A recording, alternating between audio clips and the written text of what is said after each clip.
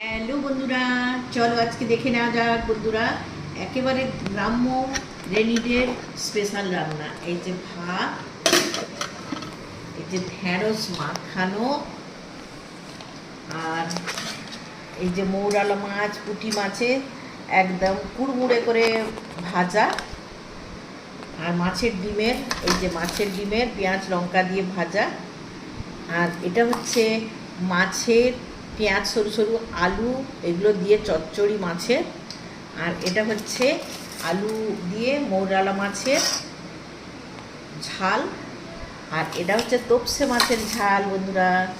আর এটা স্পেশাল, দেখো কত বড় বড় মৌরালা মাছের, এই যে দেখো কত বড় বড় মৌরালা মাছের লেবুর টক, এই যে দেখো